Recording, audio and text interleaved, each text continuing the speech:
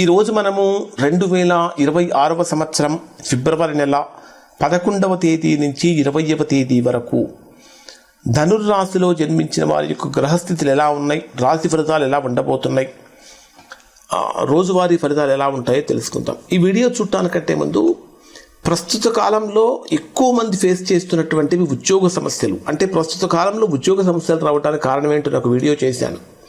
అలానే ప్రస్తుతం ఇంకా ఎక్కువ మంది ఫేస్ చేస్తున్న సమస్యలలో మరొకటి ఏమిటంటే ప్రస్తుత కాలంలో వివాహ సమస్యలు రావడానికి ఏ దోషాలు కారణమవుతాయి, ఏ గ్రహ దోషాలు కారణమవుతాయి అనే వీడియో కూడా చేశాను. అలానే ముహూర్త బలం, అంటే ముహూర్తం కనుక బలంగా ఉంటే మనము చేసే ఏ పనైనా సరే ఎంత గ్రాండ్ సక్సెస్ అవుతుందనే ఒక వీడియో కూడా చేశాను.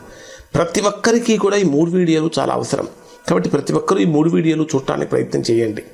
ఇక్కడ ధనుర్రాశి వారిని కనుక పరిశీలిస్తే ప్రధానంగా రాస్యాధిపతి అయినటువంటి గురుడు రాశికి 7వ స్థానంలో సంచరిస్తున్నాడు.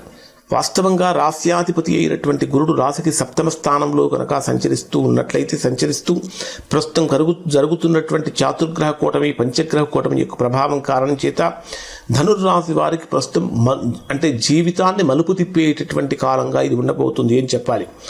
ఎందుకంటే గురుడు 7వ స్థానంలో సంచరించేటప్పుడు అనేక రంగాలలో ఉన్నటువంటి వారికి బ్రహ్మాండమైనటువంటి అనుకూలతలు కలుగుతూ ఉంటాయి, కొత్త ఆలోచనలు వస్తూ ఉంటాయి, జ్ఞానం పెరుగుతూ ఉంటుంది, ఎడ్యుకేషన్లో ఉన్నవారికి బాగుంటుంది, బిజినెస్ చర్చలు వేగంగా ముందుకు వెళ్తూ ఉంటాయని చెప్పాలి. విద్యార్థులు కానీ, టీచర్స్ కానీ, కన్సల్టెంట్స్ కానీ, యూట్యూబ్ రంగాల్లో ఉన్నవారు కానీ, మీడియా రంగాల్లో ఉన్నవారు కానీ చాలా అనుకూలంగా మారుతుంది. మరి మీ రాశికి 2వ స్థానంలో, ధనస్థానంలో, వాక్స్థానంలో ఎవరు సంచరిస్తున్నాడు? కుజుడు సంచరిస్తున్నాడు. కుజుడు ఎక్కడున్నాడు? ఉచ్చ స్థానంలో ఉన్నాడు. ధనుర్రాశి వారికి పంచమాధిపతి అయినటువంటి కుజుడు 2వ స్థానంలో, ధనస్థానంలో సంచరించేటప్పుడు ఇది అత్యంత శక్తివంతమైనటువంటి స్థితిగా మారబోతూ ఉంటుంది. కారణం ఏంటంటే మాట్లాడేటటువంటి మాట కొద్దిగా పరుషంగా, కఠినంగా అనిపించవచ్చు, కానీ అలా మాట్లాడకుండా సున్నితంగా ఉండే విధంగా ధనుర్రాశి వారు ప్లాన్ చేసుకోవాలి.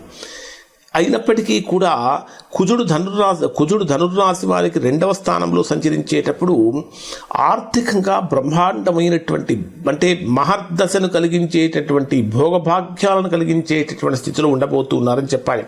అంటే ఎంత కష్టపడితే అంత గొప్ప ఫలితాన్ని పొందుతారు. నిర్మాణ రంగంలో ఉన్నవారు కానీ, టెక్నికల్ రంగాల్లో ఉన్నవారు కానీ, పోలీస్ డిపార్ట్మెంట్లో ఉన్నవారు కానీ, మేనేజ్మెంట్ రంగాల వారు కానీ ఇది శుభంగా మారబోతుంది అని చెప్పాలి.